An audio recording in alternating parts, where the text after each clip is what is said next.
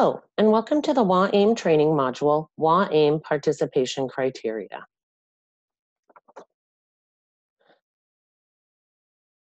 A student's Individualized Education Program, or IEP team, is the sole decision-making body for how a student will participate in state and district assessments.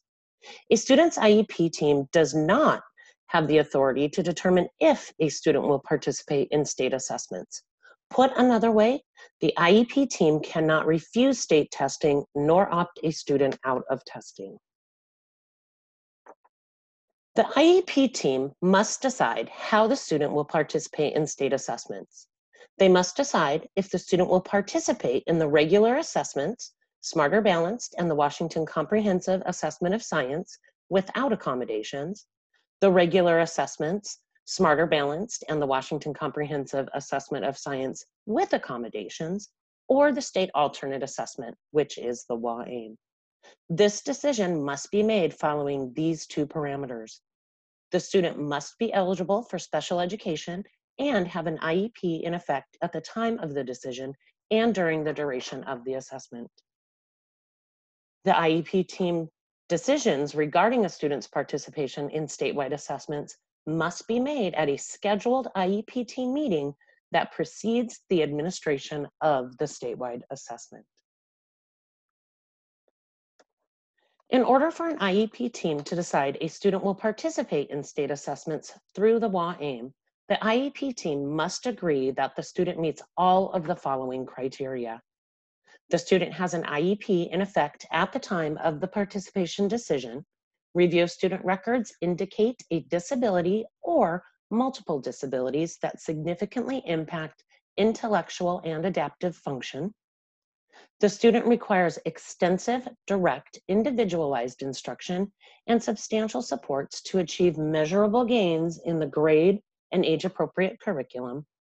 And finally, the student demonstrates complex cognitive disabilities and poor adaptive skill levels determined to be significantly, at least 2 standard deviations, below the chronological age expectations by the student's most recent individualized eligibility determination.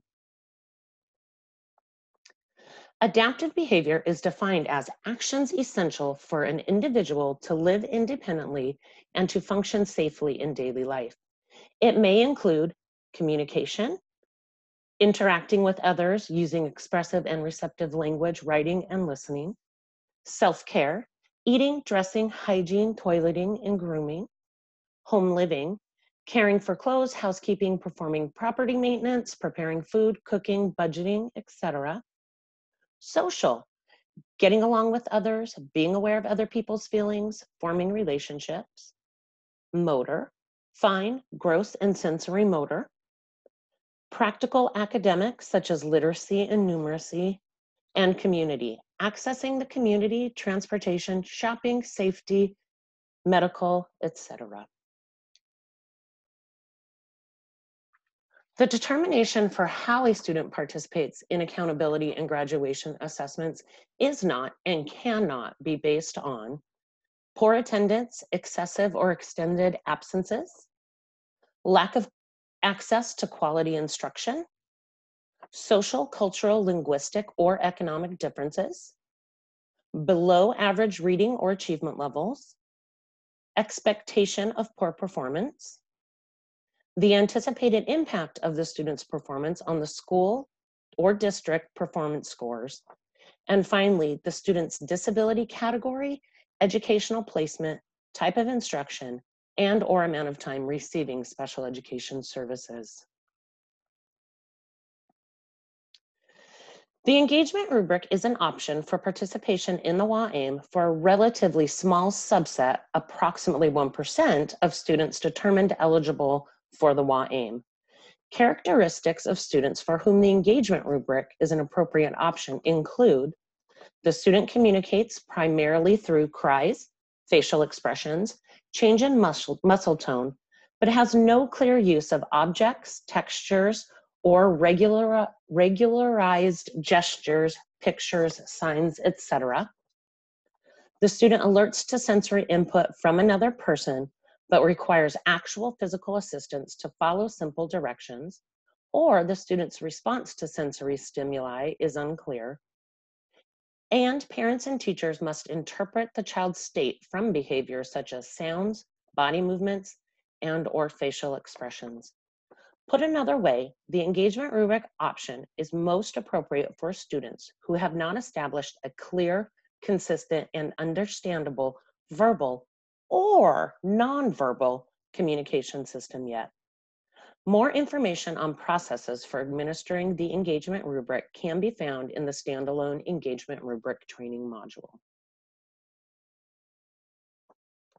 While the IEPT's determination of WAAIM cannot be based on a student's special education eligibility category, we do have a few eligibility categories the state would not expect to be found meeting the WAAIM participation criteria based on the eligibility descriptions found in WAC 392-172A-01035. Those categories include emotional behavioral disability, where WAC eligibility guidelines specifically states that an inability to learn cannot be explained by intellectual, sensory, or health factors, and specific learning disability, which does not include learning problems that are primarily the result of intellectual disability. The Guidelines for Statewide Accountability Assessments is the best resource when it comes to assessment participation decisions. These guidelines cover the information presented in this module, as well as guidance around accommodations for the regular assessments and participation in the WIDA Alternate Access English Language Proficiency Assessment. This document can be found on the OSPI Special Education Resource Library or on the OSPI WAAIM homepage. If you have any questions regarding the information in this module or other WAAIM related questions, please email waAIM@k12.wa.us, wa.aim@k12.wa.us. Thank you.